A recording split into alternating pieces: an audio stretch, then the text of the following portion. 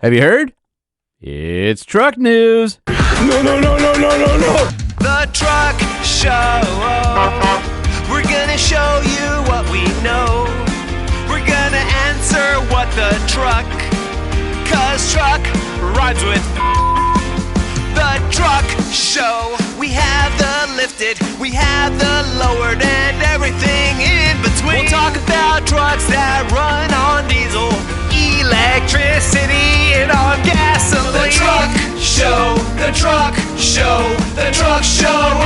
Whoa. It's the Truck Show with your host, Holman. Welcome back to the Truck Show podcast. Have you heard? The Truck Show podcast is proudly brought to you in partnership with AMSOIL, the maker of the best synthetics and the same ones we use in our rigs. Did you know AMSOIL is more than just synthetic oil? They also make some of the finest lubricants, greases, additives, filters, car care products, and yes, even merch. We use AMSOIL to protect our rigs, and you can do the same by heading to amsoil.com. Are you looking for a knife? Then head on over to kershaw.kaiusa.com and explore Kershaw's line of exceptional pocket knives. They have a huge selection of quality knives from EDCs, so premium knives made in the USA, and of course automatics. Score one for yourself today. And if you want to treat yourself to the latest in adventure, gear, and upgrades for your vehicle, go to ovrmag.com and use the code @TruckShowPodcast for a discount on print or access to our complete digital library for a year for free. The Truck Show podcast survives off of sponsorships and your reviews. Please help me to keep it free by supporting our sponsors and leaving reviews and comments on Apple Podcasts and Spotify. Have you heard? No. Actually, before we get into it, I've got an interstitial that I just really like. And normally I play these between the news stories, and they're just engine sounds or exhaust notes that people have sent me, or vehicles I've tested, or just cool sounding things that I've run across in my travels. So I'm going to play this one for this episode. And I bet you'll never guess what it is. It's so cool that when I heard it, and this is probably not even the best clip. It was just a good rev clip, which are the ones I like to use. Actually, let me play the entire clip, and then you can hear it. And while you're thinking about it, see if you can guess what vehicle or engine or whatever this is.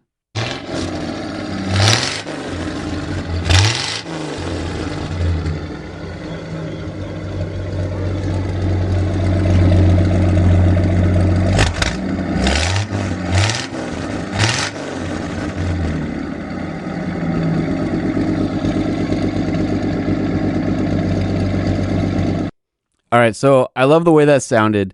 I'm not going to tell you what it is right now. It's just kind of cool. I'll save it for the end of the episode, and then you'll have time to think about it after you hear it a few times. All right, sound fair? All right, so let's get into the show. Have you heard? No. All right, so here's a good one for you guys, and that's that the new Ram Dakota was recently revealed to Ram dealers at the National Automobile Dealer Association show in Las Vegas. And I talked to some people who were there and read some stuff online. Some tidbits are trickling out, and it sounds like the dealers are super excited. So if you remember the last time the Dakota name was used, it was the Dodge Dakota back in 2011. And it basically had ended a 25-year production run. And then since then, you've got the midsize segment dying out, and then the reemergence of the midsize segment with everybody having a new product in the last few years, which has been pretty amazing. And the only manufacturer who makes a large truck that isn't playing in that space is Ram. And so dealers have been waiting. And we do know it'll be body on frame. Sounds like it'll probably be crew cab only, at least to launch, but not 100% on that. And they didn't talk about the powertrain, but there's a few whispers, whether it's hybrid, e-torque, or maybe even the Hurricane 2-liter or 3-liter. Is it going to be the 4 or the 6? Don't know, but could you imagine the Hurricane straight 6 in that truck? Oh, man. Even the standard output would be, it would blow the doors off of just about anything in that segment. But even the 2-liter Hurricane, I think, would be up to the task, considering a lot of other rivals are 4-cylinder only now. But if you could fit the straight 6 in there, you might have something. Anyway, so while there weren't a lot of details as far as powertrain specs and things like this, dealers say this truck looks awesome. it is the right product, even though it's a little bit of a ways out, but it's a reset, right? Because this is going to give Ram a chance to compete in that $40,000 price range where the half tons can no longer compete, right? Because the classic DS series is gone and the 1500 DT is more expensive, right? It's up in the $50,000 range. This gives Ram an entry-level truck. It's something that it's sorely needed. So it's going to start production in 2028 in the north part of the Toledo Assembly Complex. So that's where the Jeep Wrangler and the Gladiator are built. And there's $400 million that Stellantis has invested in this project. And they say 900 jobs in Toledo, and that they are targeting annual sales of more than 100,000 units. So that means that this isn't just going to be a flash in the pan. Ram is going to be serious. And everything I've heard so far says that this truck has the looks and at least the promise of capability to do it. And according to The Drive, there were a couple quotes that came out of there. This one I liked. Adrian Gonzalez, general manager of Payne, Edinburgh, Chrysler, Dodge, Jeep, Ram in Texas, said, "It really did look nice. Toyota better be careful. We're going to start competing with them when it comes to the Tacoma." That says a lot. So coming from a bunch of angry dealership guys who feel like they've been kind of hosed for a while is pretty big for them to see the product and get turned around. So I'm super excited about this. It's definitely a truck I'd consider if it comes with all the things that Ram is known for, especially the really high-end quality interior, the quiet ride, all that kind of good stuff.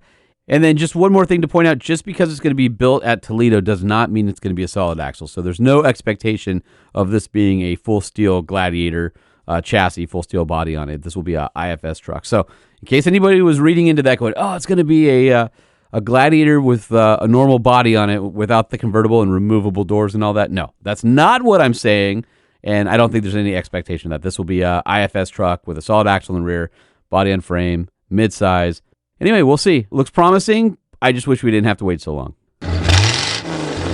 So in a story that sent cheers through the automotive aftermarket, especially on the truck side with the heavy duties and diesels, the Department of Justice Environment and Natural Resources Division put out a post on X at the end of January. Today, the Justice Department is exercising its enforcement discretion to no longer pursue criminal charges under the Clean Air Act based on allegations of tampering with onboard diagnostic devices in motor vehicles. And it followed up with DOJ is committed to sound enforcement principles, efficient use of government resources, and avoiding over-criminalization of federal environmental laws.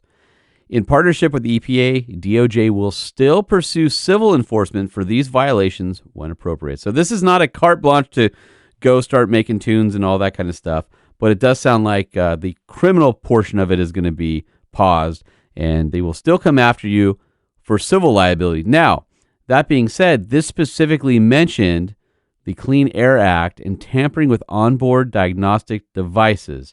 So that tells me that's the computer and not necessarily DPFs and DEFs or EGRs and things like this. So SEMA's president and CEO Mike Spagnola wanted to get out ahead of this, and this is what he says, quote unquote, "This is a welcome end to overly harsh penalties for violations that are otherwise addressed through civil enforcement. SEMA believes in following the law, and federal law is clear with regard to tampering of emission systems or profiting from the sales of products that enable such behavior. SEMA remains committed to working with federal regulators at the U.S. Environmental Protection Agency to ensure our industry has a voice in the development of policies impacting compliance with federal and state laws with regard to emissions and safety, and creating a path for our industry to continue its innovation."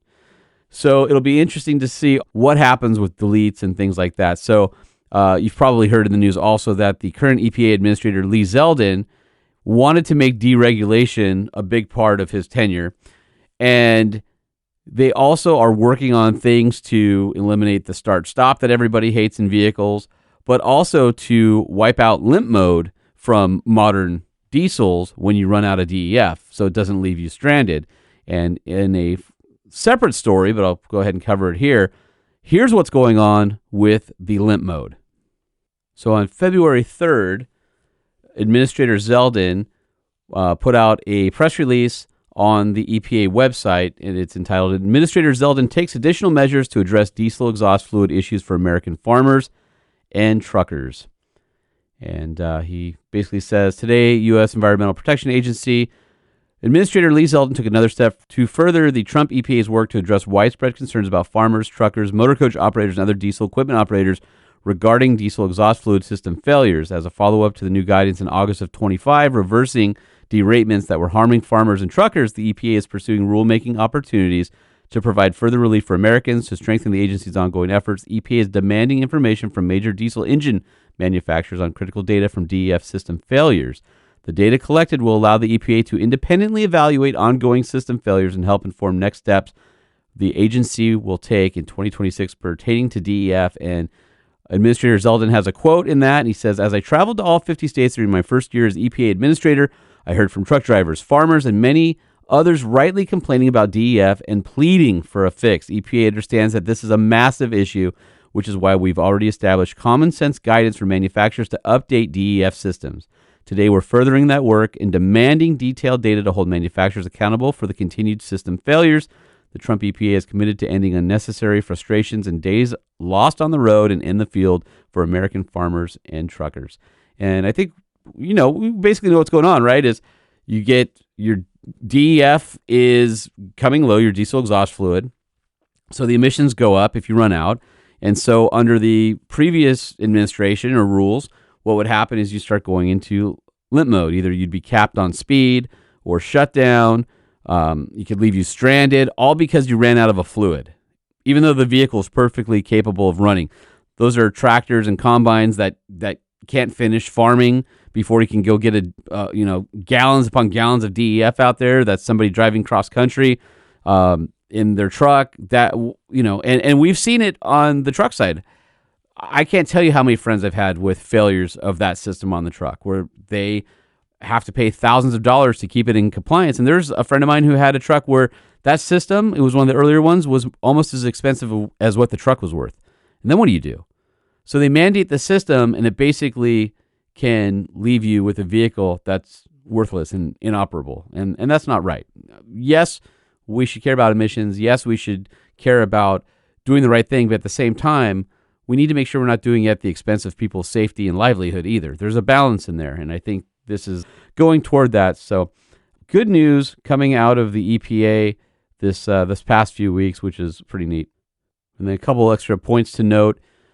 Going back to the August 2025 order, the EPA at that time said on-road heavy-duty trucks should receive a warning light for 650 miles or 10 hours after a DEF fault is detected. And then after that, the engine will only mildly derate, allowing you to operate normally without speed limits for 4,200 miles, which equates to about 2 work weeks in a big truck. Then after 4 weeks, the trucks would be governed to 25 miles per hour until the repairs were made. Non-road diesel would see no impacts from running out of DEF or mechanical failure of the DEF system for the first 36 hours. And then after that, the equipment would get a torque reduction.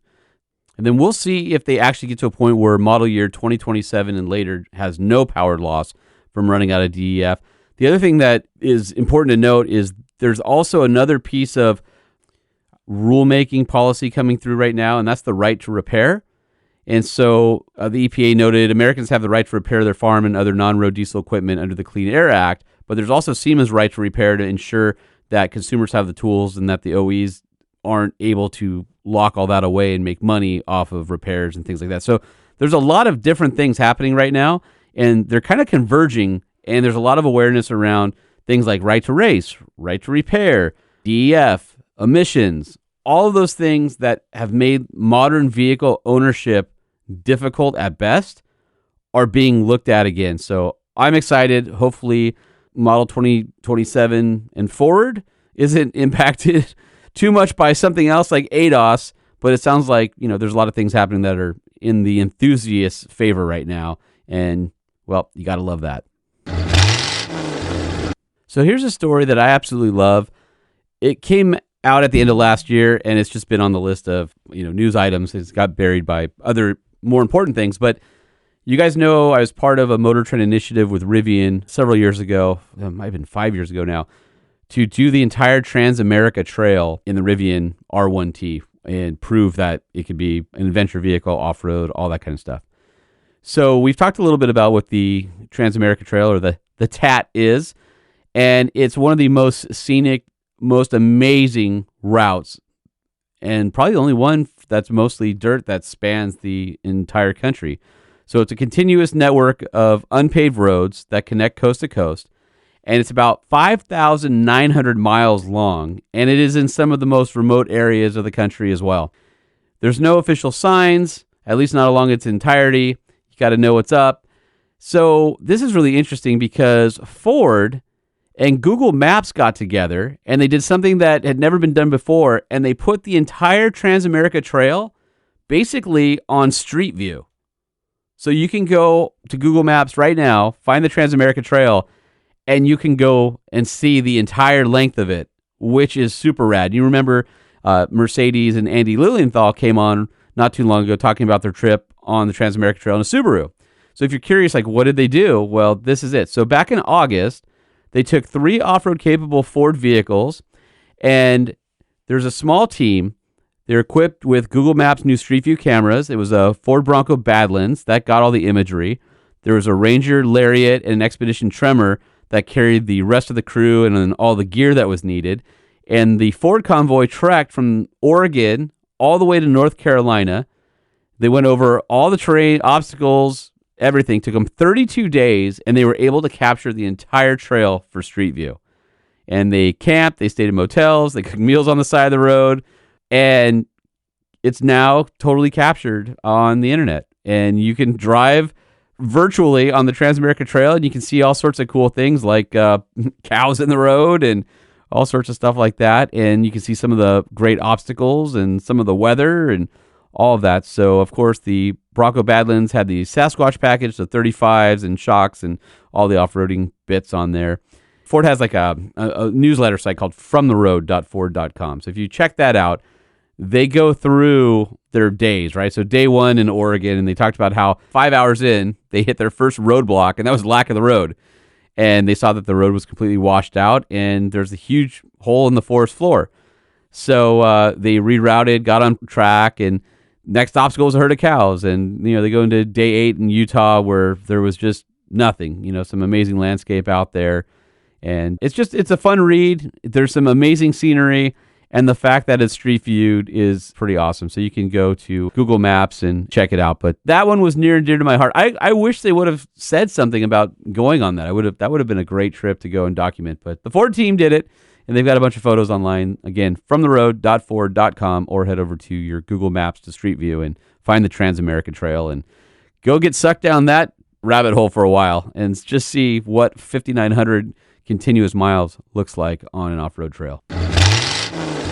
So AEV's been in the news lately, and here's another one. I know the last time we talked about them was the new FXL Ford Super Duty-based truck, but Chevy, they have a bunch of like fleet-only colors, right?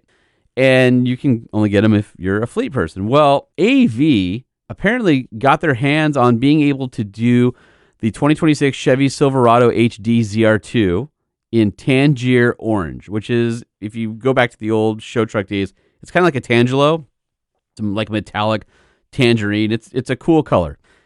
And you can go to AEV's online configurator. It adds $350 to the cost of the AEV package. It's the color code 9W4. But since it's fleet only, I'm guessing that AEV is able to order it as a fleet thing and then build up a customer's truck, which is pretty cool. So by selecting this option, AEV will factory build you a Tangier Orange Silverado HD ZR2 Bison as a ultra limited special order upgrade, and it'll come with the factory suspension, but 37-inch BFG all-terrain KO3 tires. It'll have AEV wheels on it. It'll get the standard AEV package for the Silverado HD ZR2 Bison, so that's the AEV Salta wheels, come up solo 12.5 RS winch, AEV rear bumper, auxiliary lighting kit, and then of course AEV styling package and their AEV branding and the serialized build plaque to show that it's a factory build. And then you can also get a bunch of optional stuff and just keep clicking boxes. That includes the snorkel, bronze finish for the wheels, AEV differential cover, vertical or horizontal spare tire mounts, color match Lear truck cap, Go Fast Campers V2 Pro camper, or Kuat bed rack. And AEV's got some pictures on their website, and you can also find it online. But it's a great looking truck. In fact, I like the way that truck looks so much, I may just steal it for the tile on this episode. At the same dealer meeting where Ram unveiled the Dakota, well, guess what? Some Nissan stuff got shown, and it sounds pretty awesome. The Xterra, which was shown to the dealership crowd, is said to be arriving in the second half of 2028. Yep. Uh-huh. Yeah, body and frame Xterra in yellow. But there's more. You guys gotta stop cheering for a sec. There's more. There's more. So the Xterra will spawn an Infinity variant, a body-on-frame Pathfinder, again, which is super rad, a new Frontier pickup, and an Infinity QX60. They're all going to share the body-on-frame platform and all be built in the U.S. to avoid tariffs and lower costs. You can bet that electrification is not just going to be in one of those models. They'll be platform-wide. We don't know if it's going to be a hybrid or range extender or what, but there'll be some sort. Anyway, back in November, the Drive reported that the Xterra is going to cost less than $40,000 and will have a 2-speed transfer case. So 4-low has definitely been confirmed. And then dealers were saying things like the new Xterra is radical looking, that it's beefy, that it's no frills, that it looks muscular, that it has the Xterra DNA, but there's an aggression to it, there's a modern twist to it, and it sounds like everybody who saw it, everything was positive. And by the way, people just know how coveted the Xterra is, and they just prize it. The ones who have it don't want to let them go. Great SUV, and I'm stoked to see it coming back, and that it's going to spawn some other vehicles. And this news out of Nissan is the Nismo lineup is going to expand to at least 10 performance vehicles. Sounds like not just the cars. I think you saw that in the Nismo Armada that we talked about. So there's going to be some higher performance stuff on the way. My guess, Nismo Frontier pickup truck again. I would be all about that. Yeah, buddy.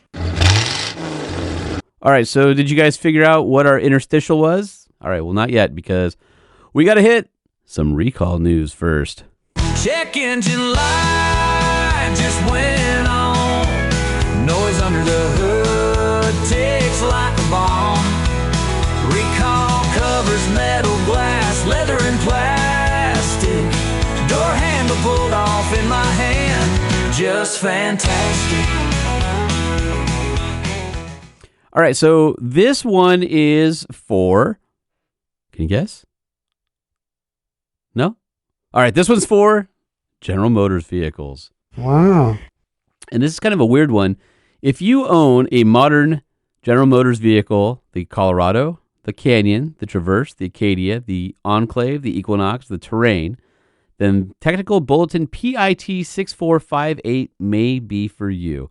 And this is for owners who have experienced a no crank or no start condition, requiring a tow or a jump start to the dealer.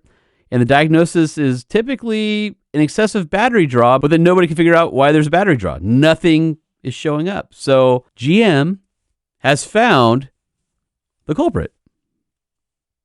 It's your spare change. That ain't true! That's not true! So get your facts straight. Nope, it's true. A newly issued GM service bulletin says that loose change or a coin lodged in the driver's door switch panel is the source of a parasitic battery drain in many recent model SUVs and trucks. So basically, what's causing it is a coin can slip from your hand or your pocket and then get wedged under one of the buttons on the master window switch assembly. And when it lodges in there, it completes a circuit, and that circuit allows current to flow continuously from the battery, even if the vehicle is off, draining it.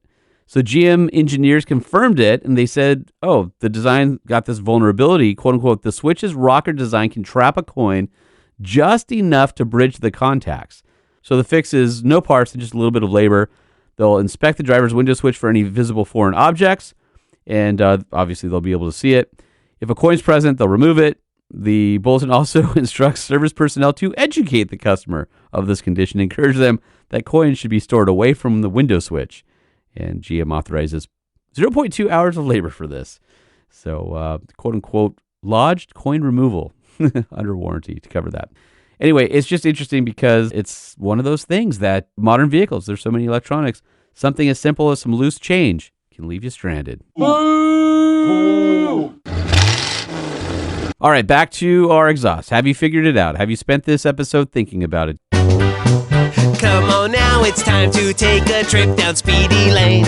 We're gonna play an exhaust for you, and nope, we're not insane. Well, maybe a little. Know your note. Come on and cast your vote. Know your note. Get it right and you can gloat. Know your note. Vroom, vroom, vroom, vroom, vroom, vroom, vroom.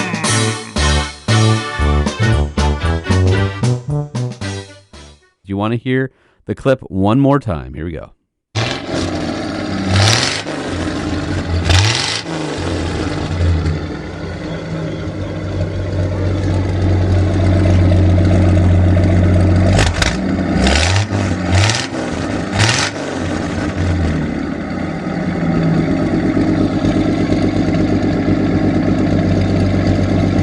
And I assure you that this sounded even better in person.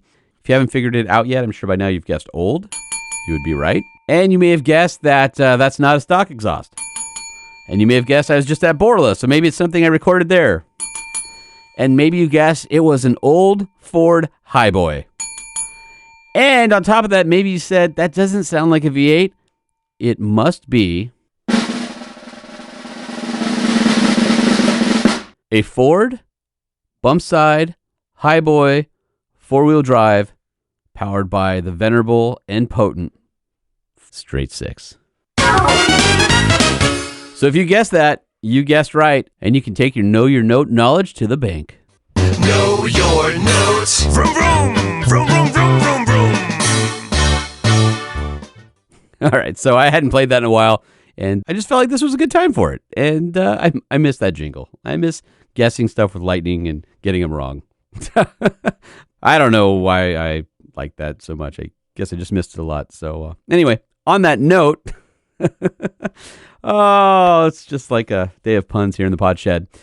Please don't forget to follow us on social at Truck Show Podcast, at Sean P. Holman. Be a part of the show, truckshowpodcast@gmail.com. And we do have some emails that we can read in the next few episodes. Thank you for sending those in, but we'll always take more. And of course, please leave a message on the 5-star hotline, 657-205-6105. And you can hear yourself right here on the Truck Show Podcast. Also, we got to thank our friends over at Amsoil, Kershaw Knives, and OVR Magazine. And don't forget to leave us a review. The Truck Show Podcast is a production of Truck Famous LLC. This podcast was created by Sean Holman and Jay Tillis, hosted by Sean Holman, and uses production elements by DJ Omar Khan and Jay Tillis.